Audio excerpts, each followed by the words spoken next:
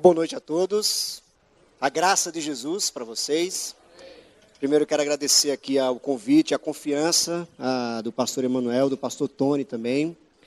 Quero agradecer a vocês também por essa comunidade vibrante. Eu estava falando agora aqui para o pastor Emanuel. Que louvor maravilhoso, gente. Maravilhoso. Eu sou batista desde a minha conversão, portanto desde os 15 anos. Mas batista gosta de unção do Espírito também, viu, gente? E eu senti a unção do Espírito hoje aqui, poderosamente. Os louvores, a orquestra, enfim, vocês estão de parabéns por essa vibração do Espírito Santo. Isso é tão bom e tão importante. Gênesis, capítulos 1 e 2. Na verdade, nós vamos aqui pincelar alguns versículos de alguns capítulos aqui do livro de Gênesis, o primeiro livro da Bíblia. Portanto, eu quero que você, por favor, acompanhe comigo a leitura. Caso você tenha um livro aí, a Bíblia, ou tenha no seu smartphone, no seu iPad. Caso você não tenha o texto, apenas ouça a leitura. Ok, tem um apoio aqui atrás. Obrigado, pastor. Obrigado. Gênesis capítulo 1, nós vamos ler a partir do verso 26. Gênesis capítulo 1, a partir do verso 26, diz assim: Então disse Deus: façamos o ser humano à nossa imagem, ele será semelhante a nós. Dominará sobre os peixes do mar, sobre as aves do céu, sobre os animais domésticos, sobre os animais selvagens da terra e sobre os animais que rastejam pelo chão. Assim, Deus criou os seres humanos, à sua imagem, a imagem de Deus os criou, homem e mulher os criou. Então Deus os abençoou e disse: sejam férteis e multipliquem-se, encham e governem a terra, dominem sobre os peixes do mar, sobre as aves do céu e sobre todos os animais que rastejam pelo chão. Então disse Deus: vejam, eu lhes dou todas as plantas com sementes em toda a terra e todas as árvores frutíferas para que lhes sirvam de alimento. E dou todas as plantas verdes como alimento a todos os seres vivos, aos animais selvagens, às aves do céu e aos animais que rastejam pelo chão. E assim aconteceu. Então Deus olhou para tudo o que havia feito e viu que era muito bom. A noite passou e veio a manhã, encerrando o sexto dia. Capítulo 2 agora, a partir do verso 1. Desse modo, completou-se a criação dos céus e da terra e de tudo o que há nelas. No sétimo dia, Deus havia terminado sua obra de criação e descansou de todo o seu trabalho. Deus abençoou o sétimo dia e o declarou santo, pois foi o dia em que ele descansou de toda a sua obra de criação. Esse é o relato da criação dos céus e da terra. Capítulo 3 agora, para nós encerrarmos esse período de leitura. Capítulo 3, versículos 6 e 7 apenas. Capítulo 3, versículos 6 e 7. Diz assim a Escritura Sagrada: A mulher viu que a árvore era linda e que seu fruto parecia delicioso, e desejou a sabedoria que ele lhe daria. Assim, tomou do fruto e o comeu. Depois, deu ao marido, que estava com ela, e ele também comeu. Naquele momento, seus olhos se abriram, e eles perceberam que estavam nus. Por isso, costuraram folhas de figueira umas às outras, para se cobrirem. Vamos orar mais uma vez? Eu sei que nós já oramos tanto nessa noite. Deus certamente já tem falado com cada um de nós, desde o momento que aqui chegamos. Mas eu convido você a orar comigo mais uma vez. De maneira agora mais específica, mais particular. Pedindo então que Deus ministre os nossos corações. Através da Escritura Sagrada, através da sua palavra revelada. Através desse livro que vem atravessando gerações e gerações. Mas até hoje fala conosco, porque é a palavra do próprio Deus. Senhor Deus, no nome de Jesus. Obrigado, Senhor, por essa comunidade aqui vibrante. Obrigado pela vida do pastor Emanuel, pela vida do pastor Tony, por suas famílias, pela vida de cada servo, serva, líder que está aqui, que faz parte, que compõe essa comunidade. Que a presença do Senhor continue a se manifestar por meio deles e através deles. Que seja assim.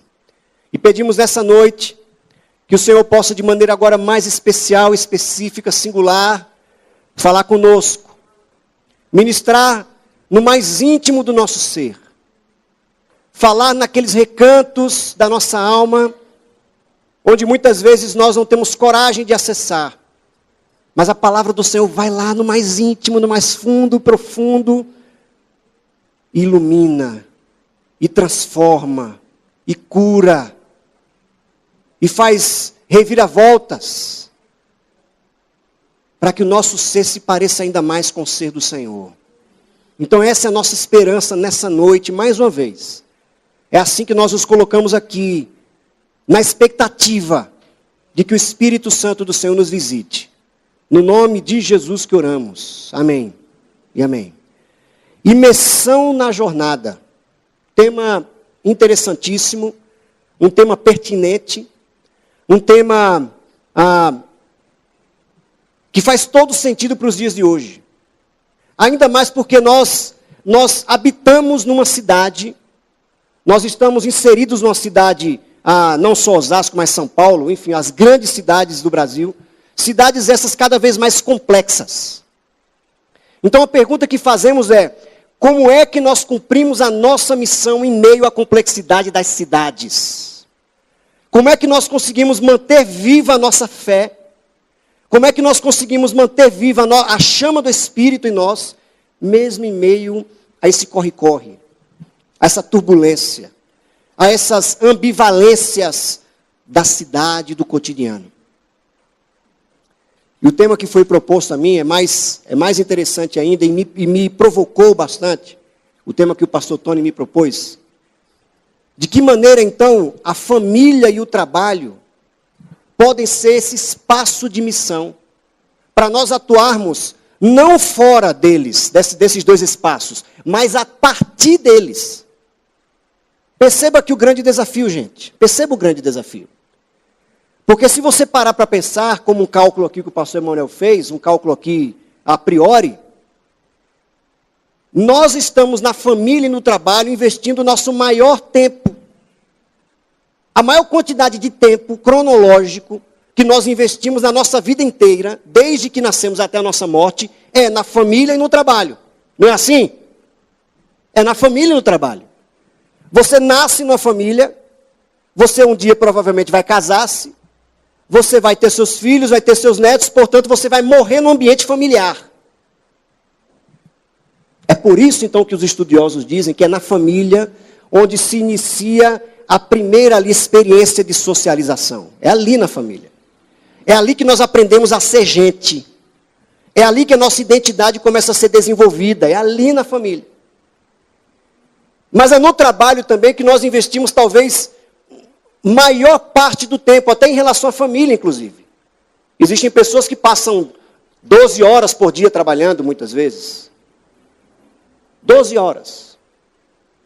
Então é nessa perspectiva que o teólogo Eugene Peterson vai dizer que é por meio do trabalho, provavelmente, que nós mais conseguimos expressar a imagem e semelhança de Deus em nós.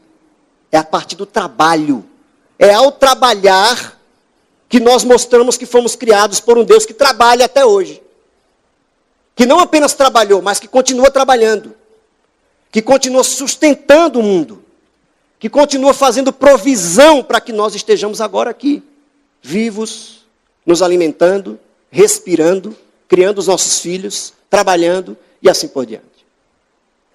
Então não é à toa que eu escolho o livro de Gênesis, para tentar abordar ou lançar luz a esse tema que foi proposto. Porque o livro de Gênesis, gente, como o nome já diz, ele fala sobre as origens de todas as coisas. Sobre como tudo começou. Como Deus criou todas as coisas. Qual foi a intenção de Deus ao criar todas as coisas. E não apenas isso. O livro de Gênesis também dá conta da razão por que nós estamos como nós estamos hoje em dia no presente. Ou seja, essa situação de caos, de incerteza, de insegurança, de dúvida. E também o livro de Gênesis dá conta do que vai acontecer no futuro. Amanhã. Então é o passado, o presente e o futuro da humanidade. Estão aqui presentes no livro de Gênesis. As origens de todas as coisas. Então alguém já disse que se você quiser entender tudo o que acontece hoje, volte para Gênesis. Você vai entender tudo. Não é Apocalipse em primeiro lugar, é em Gênesis. Você vai entender tudo o que está aqui. Tudo. E dessa leitura que eu fiz aqui para vocês, da leitura que eu fiz, brotaram 4 palavrinhas.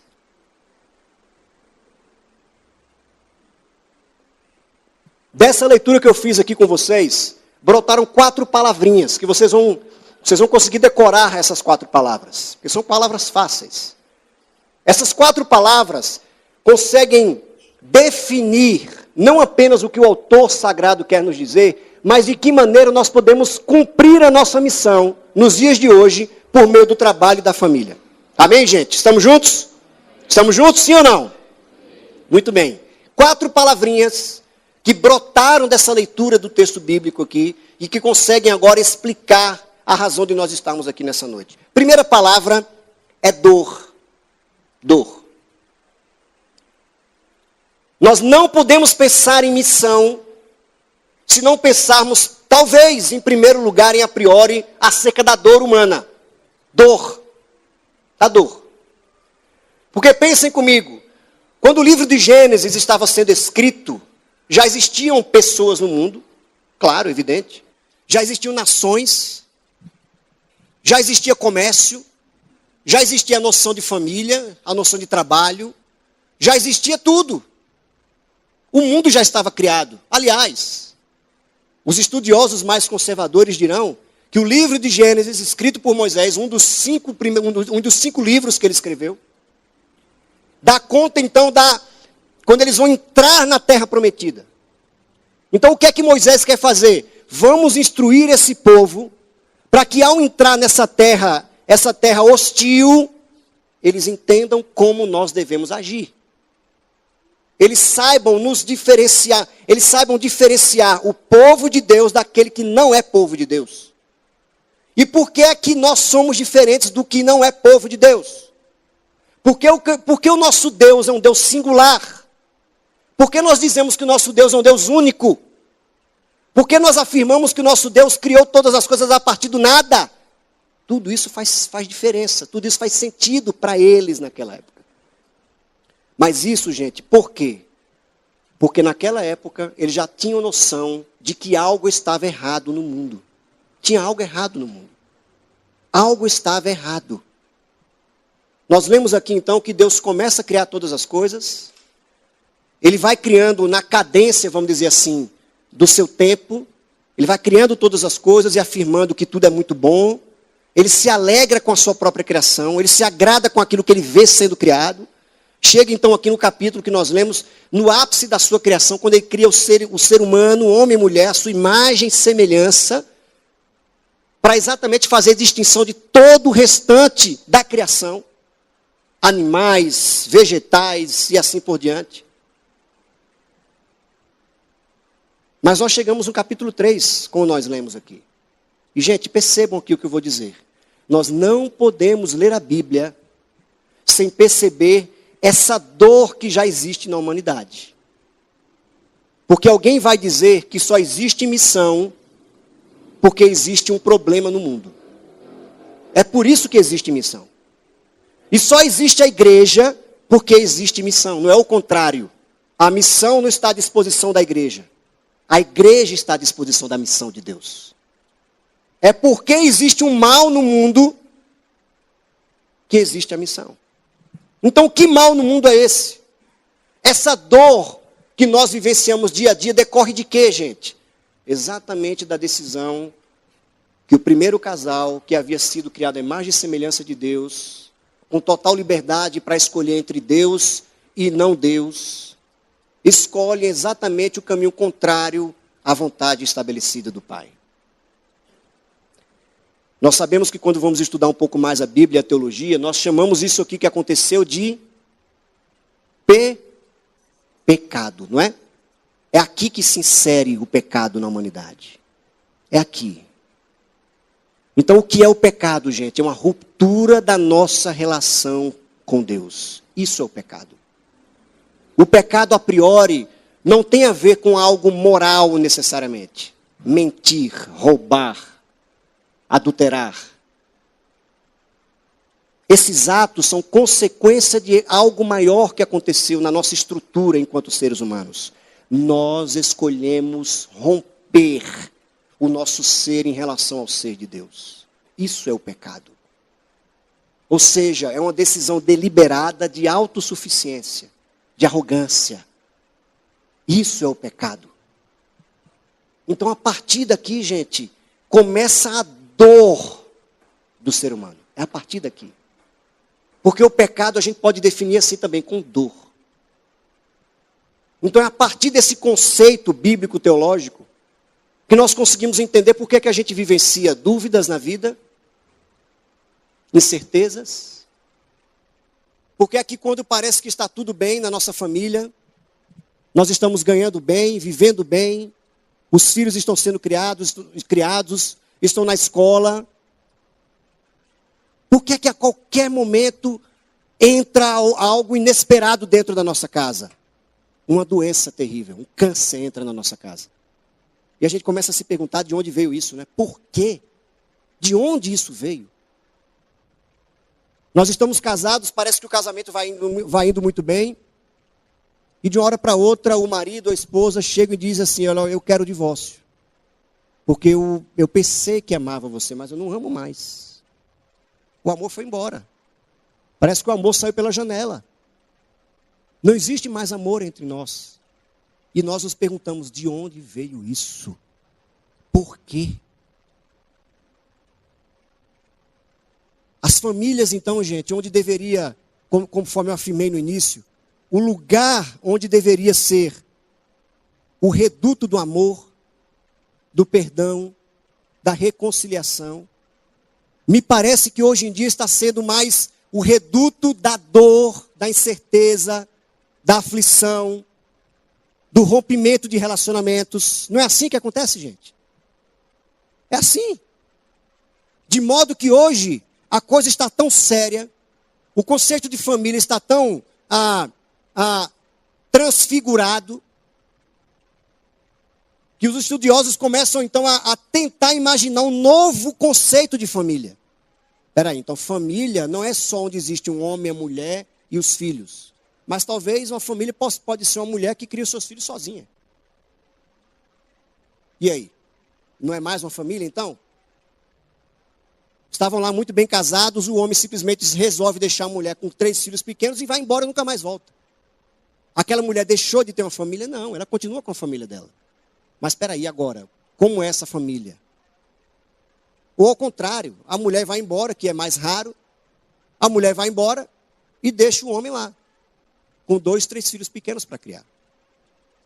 Ou ainda mais, filhos que são aí postos no mundo, os pais não querem mais criar aqueles filhos, os pais se separam, deixam os filhos para os avós criarem. Aquela então passa a ser a família daquelas crianças, que passaram por esse momento de dor, de ruptura, de desenlace, de desesperança. Vocês percebem, gente, então que o mundo não é colorido como nós imaginamos. A minha filha de 7 anos já começa a ter a noção, 7 anos, já começa a ter a noção de que o mundo não é tão bonito assim como a gente imagina. Que existem problemas. Ela está numa neura agora, não sei de onde ela tirou isso. De medo de a qualquer momento alguém entrar na nossa casa e roubar as bonecas dela. O sequestrador das bonecas. Falei, calma, Rebeca, não vai entrar sequestrador de boneca aqui, calma. Não, papai, eu tenho medo de roubarem minhas filhinhas. Calma, meu amor, não vai acontecer nada. Papai do céu protege a gente, tem aqui os seguranças aqui que protegem a gente. Mas percebe, gente, uma criança de 7 anos já consegue ter o vislumbre de que existe algo de errado no mundo. Fazer missão sem ter essa perspectiva é nós entrarmos no mundo de ilusões. É nós pensarmos que o mal que existe no mundo é porque existe ainda pobres e ricos. É porque existe ainda luta de classe social. E sem querer entrar no mérito aqui de questão ideológica, porque eu não quero entrar nisso. A minha questão é, existe algo muito mais profundo do que uma questão de classe social. existe o pecado no mundo. E é ele que causa a dor a cada um de nós. É ele. Então a dor é essa primeira palavra que brota da nossa leitura.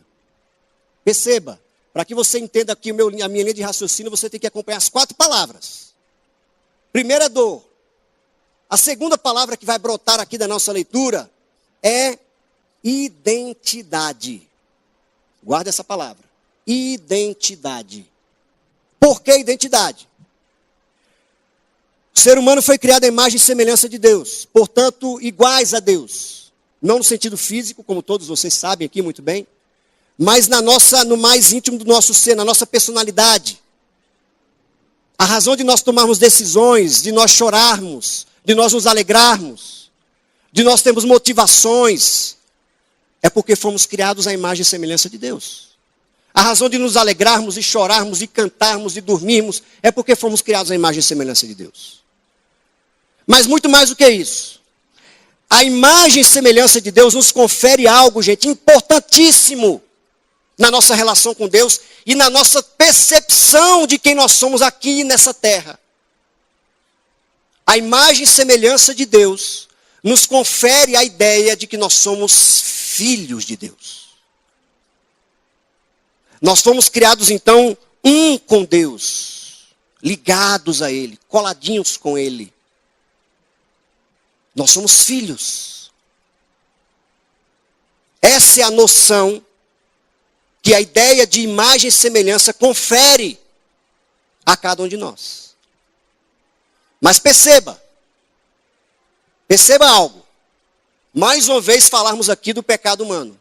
O pecado conseguiu fazer não apenas com que eu rompesse a minha relação com Deus, mas que eu esquecesse a minha identidade primeira. Eu me esquecesse que, em primeiro lugar, eu não sou um trabalhador. Em primeiro lugar, eu não sou formado nisso ou naquilo. Em primeiro lugar, eu não faço estágio nessa ou naquela organização. Em primeiro lugar, eu não sou filho de quem eu sou aqui nessa vida. Em primeiro lugar, eu não sou irmão de quem eu sou. Em primeiro lugar, eu não sou lá do Nordeste como eu sou, conforme vocês viram no meu sotaque. Em primeiro lugar, eu não sou nordestino. Em primeiro lugar, eu sou filho de Deus. Gente, perceba que isso é muito mais profundo do que nós podemos imaginar. Isso fala muito mais lá no íntimo do nosso ser do que nós podemos imaginar. Porque uma vez que nós perdemos a noção de quem nós somos, da nossa identidade primeira, nós vamos procurar encontrar essa identidade em algum lugar. Porque o ser humano não vive no vácuo. O ser humano precisa de algo que consiga conferir a ele uma identidade. Aí a gente consegue entender muito bem. Olha como é que a Bíblia, ela dá esse vislumbre de tudo que acontece. A Bíblia ilumina tudo que acontece no nosso cotidiano. Desde sempre. Aí a gente consegue identificar, gente, entender. Por que é que a corrupção, principalmente no Brasil, sempre está ligada a dinheiro? Porque para muitos desses homens e mulheres que se metem nisso, a identidade deles está colada com o dinheiro. Percebe como isso é sério? A identidade deles está colada com o cargo público, no caso de político, senador, deputado federal, vereador, deputado estadual e assim por diante. A minha identidade está colada necessariamente com aquilo que eu faço. A minha identidade está necessariamente colada com aquilo que eu sou dentro da minha família. Aí eu pergunto para vocês, se a sua família for disfuncional, a sua identidade também precisa ser disfuncional? Então fazer missão, gente, no mundo de hoje, complexo, globalizado, cheio de nós, temos que levar em consideração, temos que fazer a pergunta: quem nós somos? Quem nós somos? Qual é a nossa verdadeira e última identidade? Essa identidade, ela foi manchada. E nós vamos tentar, então, preenchê-la, nós vamos tentar redesenhá-la de alguma forma. seja no trabalho, seja na família e assim por diante. Segunda palavra é identidade. Qual é a primeira palavra, gente? Quem lembra aí? A dor. A segunda palavra é identidade. A terceira palavra é o tempo. Nós também não podemos ler o texto bíblico que nós acabamos de ver. Nós não podemos pensar na missão na cidade de hoje, nas cidades complexas onde nós vivemos, sem pensar na perspectiva do tempo. Sem pensar na ideia do tempo. Aí aqui eu quero mais uma vez ler o capítulo 2. Versículo 1. Desse modo, completou-se a criação dos céus e da terra, e de tudo que neles há. No 7º dia, Deus havia terminado sua obra de criação, e descansou de todo o seu trabalho. Deus abençoou o 7º dia e o declarou santo, pois foi o dia em que ele descansou de toda a sua obra de criação. Este é o relato da criação dos céus e da terra. Perceba, gente, que o texto aqui está concluindo aqui um relato sobre o trabalho. Deus cria então homem e mulher e dá para eles, vamos dizer assim, dá para eles de presente toda a criação. E diz para homem e mulher, não só para o homem e para a mulher, a imagem e semelhança que eu dou a vocês, que eu estou conferindo a vocês, lhes dá a capacidade então de desenvolver aquilo que eu criei. Isso é trabalho.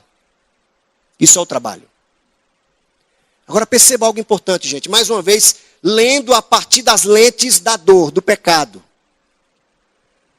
Nós hoje, ao invés de trabalharmos no ritmo de Deus, ao invés de olharmos para a nossa família, identificar de que maneira nós vamos investir o tempo na nossa família, ou com nossa família, a partir do ritmo de Deus, nós nos deixamos escravizar pelo ritmo dos homens. Preste atenção. Ao invés de nós trabalharmos, criarmos filhos, desenvolvermos o nosso casamento, constituirmos família, vencer na vida, subir na carreira, ganhar mais dinheiro, no ritmo de Deus, eu vou explicar o que eu quero dizer com o ritmo de Deus, nós nos submetemos, nós nos deixamos escravizar pelo ritmo dos homens. Eu vou confessar algo a vocês aqui, gente, que eu sei que para um pastor é complicado dizer isso, mas eu preciso falar isso. Há quase 20 dias atrás, eu me percebi quase chegando perto de um colapso mental, ou algo parecido. O que os estudiosos estão chamando hoje de burnout. Burnout. O burnout não tem necessariamente a ver com depressão. Burnout não é depressão, não é sinônimo de depressão. O burnout é a consequência de um grau agudo de estresse. Estresse não decorrente de um volume grande de trabalho. Não é decorrente disso. O estresse decorrente de você querer vivenciar ou viver a vida no ritmo dos homens. Submetido, então, a esse jogo de palavras que a Escritura Sagrada faz, submetido, então, não ao Kairos de Deus, mas ao Cronos. O Cronos é exatamente o tempo cronológico, é o tempo do relógio. Isso é Cronos. E Deus não criou todas as coisas a partir da ideia de Cronos, de cronologia. Deus não estava nessa pressa que nós temos, nessa pressa cotidiana, diária, que nos toma muitas vezes, que quase nos mata, nos sufoca. Deus não estava baseado nessa pressa. Deus estava baseado no seu tempo, que é Kairos, e que o Kairos significa exatamente os momentos da intervenção de Deus na história. Isso é Kairos. As oportunidades que temos, então, de perceber que Deus está aqui. Os momentos claros onde percebemos que Deus estava lá naquele lanche que fizemos com a família. Os momentos claros que vimos Deus se revelando, Deus aparecendo a nós. Nós experimentamos profundamente a Deus, não apenas aqui na celebração, Mas quando nós estávamos ali digitando aquele trabalho porque o meu chefe pediu, digitando aquele orçamento que eu tenho que fazer, me deslocando da minha casa para o ambiente de trabalho, eu não estou necessariamente lutando contra o Cronos, mas eu estou aproveitando cada momento como sendo o Kairós de Deus, cada momento como sendo a oportunidade de Deus se revelar a mim. É por isso que os discípulos perguntam, gente, para Jesus, lá em Atos capítulo 1, exatamente nessa confusão ainda de Kairós e Cronos. Os discípulos perguntam para Jesus, Senhor, é agora o tempo que o Senhor vai reconstruir todas as coisas? Eles estão pensando na cronologia humana. Eles estão pensando no relógio dos homens. Aí Jesus responde para eles, vocês não entenderam ainda, né? Vocês ainda não entenderam que Deus não se submete ao tempo dos homens.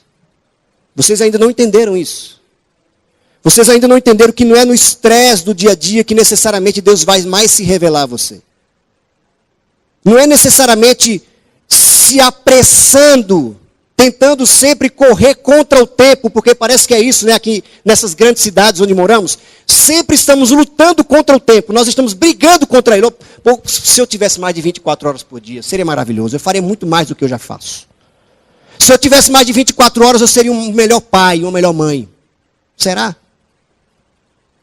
Se eu tivesse mais de 24 horas por dia, eu conseguiria trabalhar até melhor, render melhor. Mas aí Jesus disse para eles assim, vocês ainda não entenderam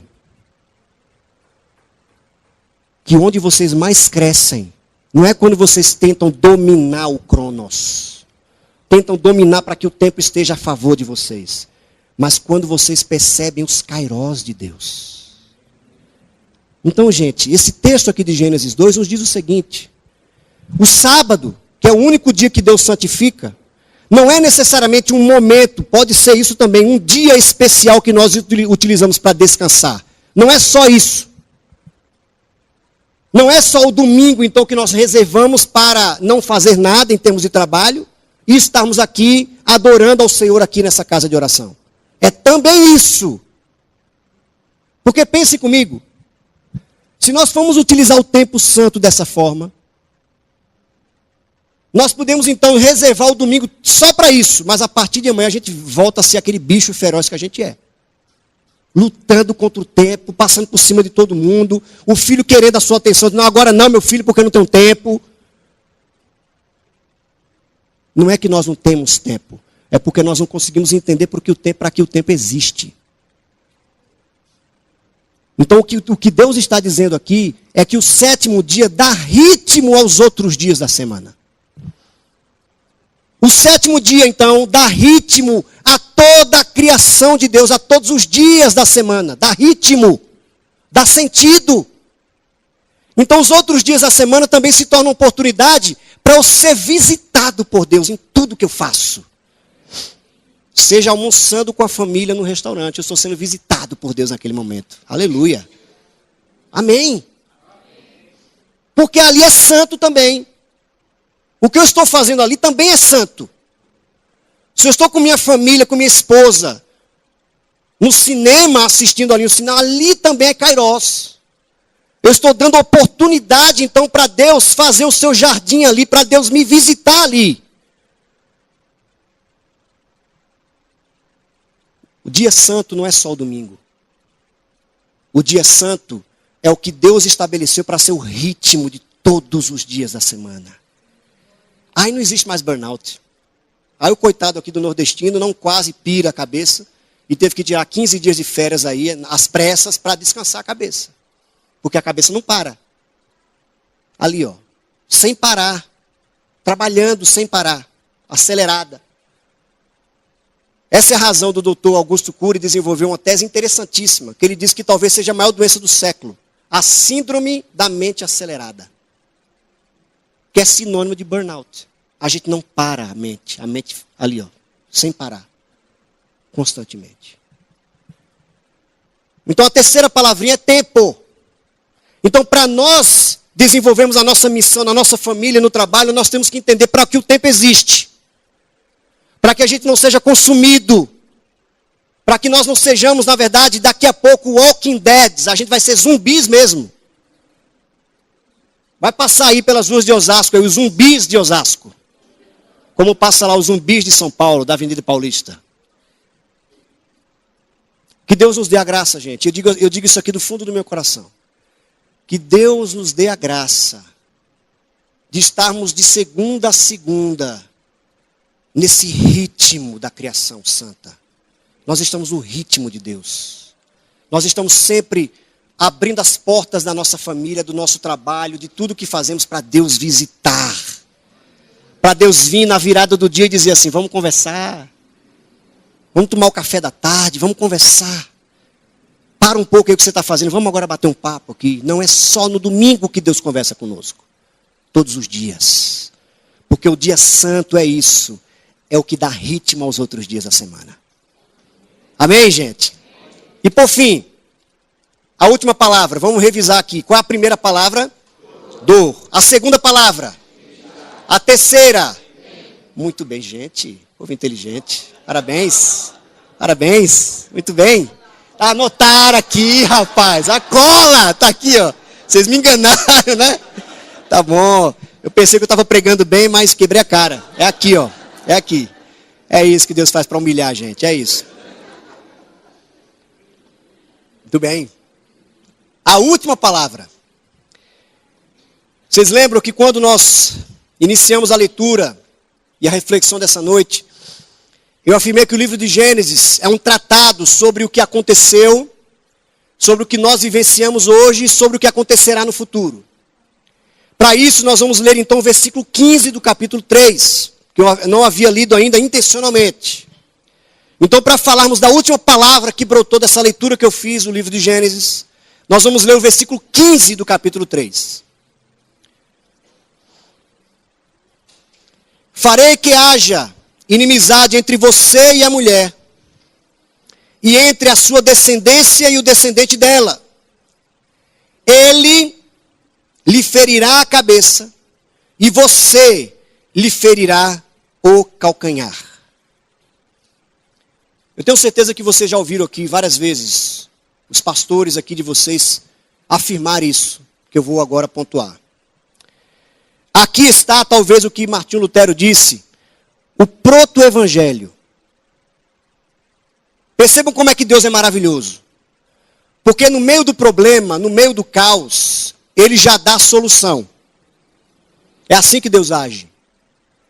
No meio então da turbulência, no meio da dor, no meio das dúvidas, em meio às incertezas, Deus já começa a sinalizar a esperança para cada um de nós. Isso é o proto-evangelho. Por que o proto-evangelho? Porque foi em meio àqueles momentos de dor,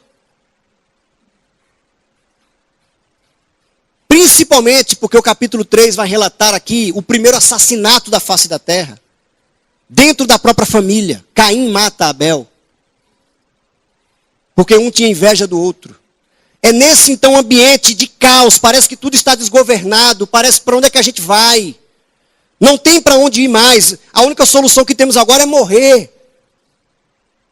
O suicídio talvez seja a melhor solução, como muitos pensam, porque parece que não há solução. O mundo não tem sentido, o mundo não está indo para lugar nenhum, nós estamos desgovernados. Então, desde o início, não é só no livro do Apocalipse, desde o início, Deus já diz o que vai fazer para começar a restaurar todas as coisas. Então, Ele já fala aqui do cordeiro que um dia seria sacrificado. Então Deus está aqui dialogando com Adão, Eva e a serpente, dizendo da consequência do erro deles.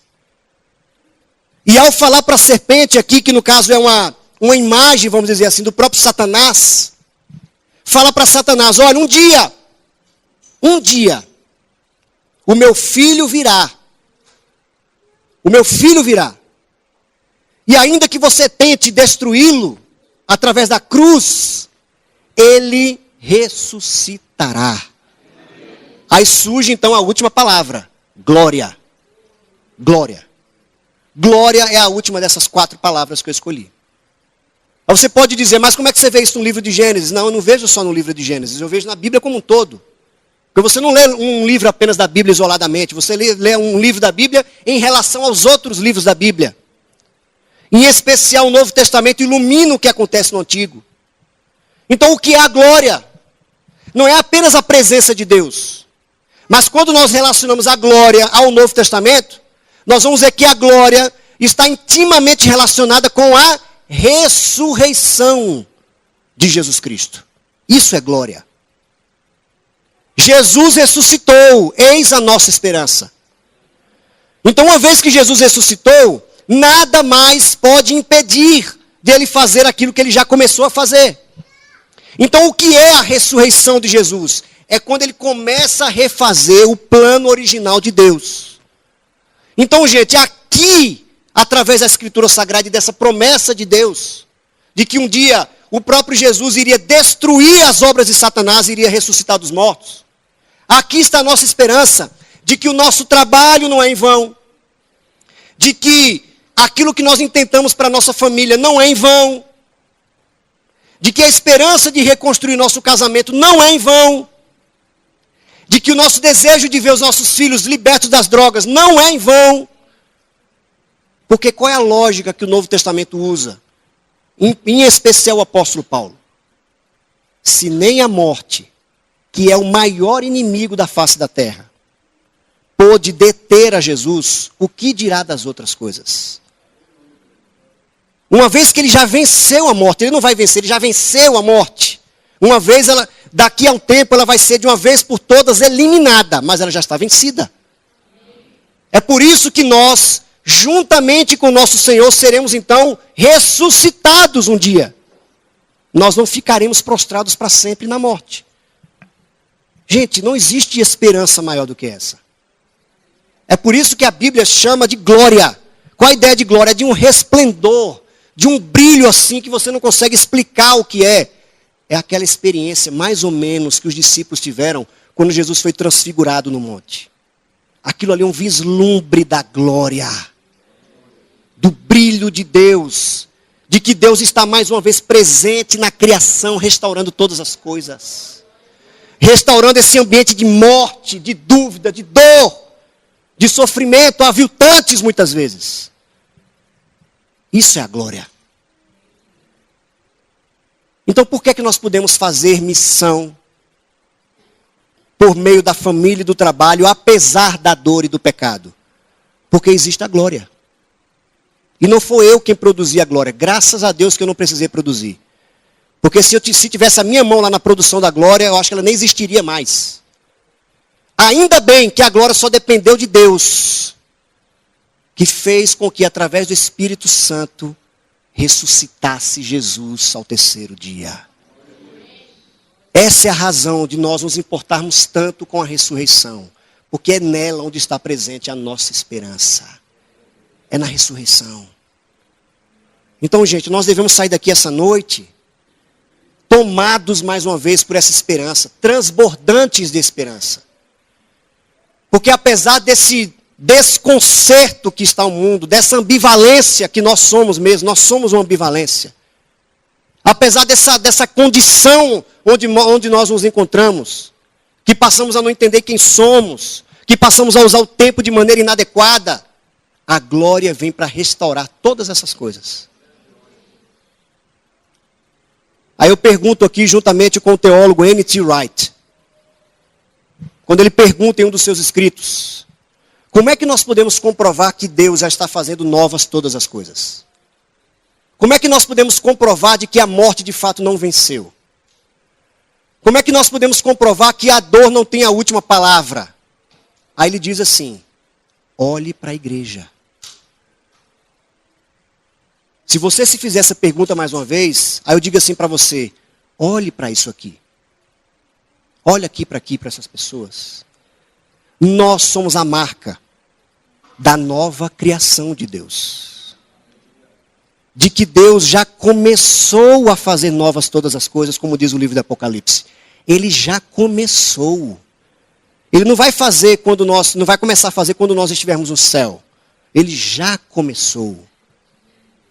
A glória já está em nós, porque a presença de Deus já está em nós. É por isso que nós podemos, gente, em meio às turbulências da vida, que todos nós enfrentamos. Como a irmã disse aqui, que não sabe como é que subiu aqui para orar, porque enfrentou momentos de reveses durante a semana. Minha irmã, todos nós, eu também enfrentei tantos. Por nós mesmos, nós não teríamos autoridade, né, para subir aqui e falar em nome de Deus. Mas é por causa da glória de Deus que está em nós. É por isso que nós podemos subir. É por isso que nós podemos ministrar. É por isso que nós podemos evangelizar. É a despeito de nós. É por causa da glória que está já em nós, que já começa a refazer aquilo que eu sou, aquilo que nós somos. Então é por causa da glória que nós podemos desenvolver um ambiente no nosso trabalho, um ambiente, apesar de tudo, da concorrência do mercado, apesar de tudo, um ambiente de fé, esperança e amor.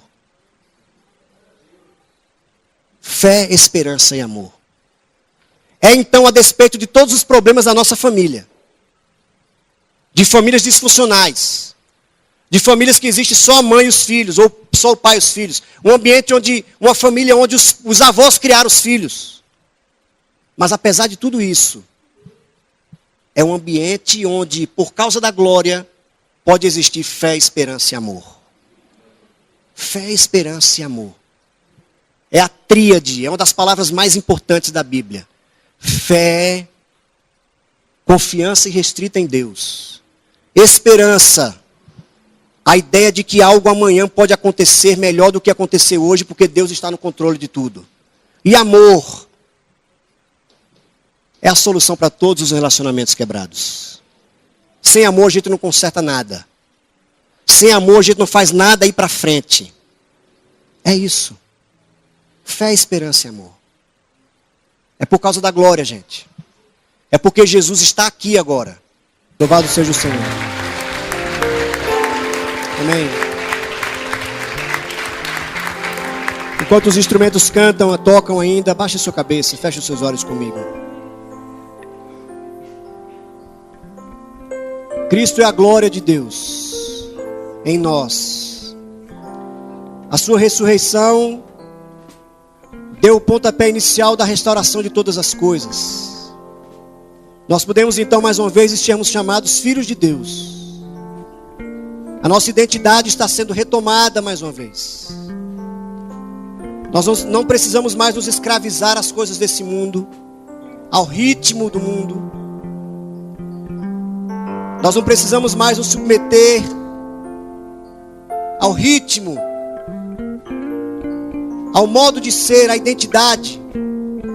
Nós não precisamos mais nos prostrar diante da dor, porque Jesus ressuscitou, porque a sua glória está em nós, e a sua glória é sinônimo de restauração, de cura, de libertação, de justiça, de refazer todas as coisas. Então hoje nós podemos ser chamados filhos de Deus, amados do Pai, porque é isso que nós somos. A nossa relação com Deus foi restabelecida através do Calvário e da ressurreição. Louvado seja o Senhor por isso. E nesse momento eu quero fazer o desafio a você. E se você deseja, nessa noite, por meio da sua família, do seu trabalho, fazer a missão de Deus no mundo, mostrar ao mundo que existe algo novo acontecendo. Se você deseja ser testemunha da ressurreição de Jesus, como pai, como mãe, como filho, como esposo, esposa, como funcionário, como chefe, como patrão, se você deseja apontar para o novo que está acontecendo, para o novo que está surgindo por causa da ressurreição de Jesus, fique de pé no seu lugar. Se você se sente desafiado nessa noite, eu convido você a ficar de pé. Nós vamos orar juntos. Amém. Não faça porque o outro está fazendo, faça porque você acredita nisso. Que não há outra razão de vivermos a não ser sermos testemunhas disso que está acontecendo, desse rebuliço que o Espírito Santo está fazendo, desse novo dessa glória que está sobre nós, da presença do Senhor que nos permeia, que permeia todas as coisas, que dá sentido à história, que dá sentido a todas as coisas. Ó Senhor, ilumine o nosso olhar nessa noite, ilumine os olhos do nosso coração, para que a gente consiga enxergar o Senhor no dia a dia, seja num café da manhã com a família, seja digitando um trabalho, seja pagando uma conta. É o Kairos do Senhor ali, é o Senhor intervindo no mundo, é o Senhor ao nosso lado, é o Espírito Santo do Senhor nos acompanhando no dia a dia, porque a glória do Senhor está sobre a igreja, está sobre cada um de nós. É assim que nós cremos, Senhor. Então eis-nos aqui para sermos testemunhas vivas da ressurreição de Jesus, de que algo novo está acontecendo, de que o Senhor está curando, libertando, restaurando, refazendo todas as coisas. Eis-nos aqui, Senhor. Restaure os casamentos quebrados, traga de volta os filhos perdidos e pródigos, restabeleça o nosso ambiente de trabalho, nos dê uma nova oportunidade de emprego. Que seja assim, Senhor. Mas tudo isso para mostrar a glória do Senhor em nós e através de nós. É assim que nós oramos, agradecidos, no nome de Jesus. Amém e amém. Deus os abençoe. Amém.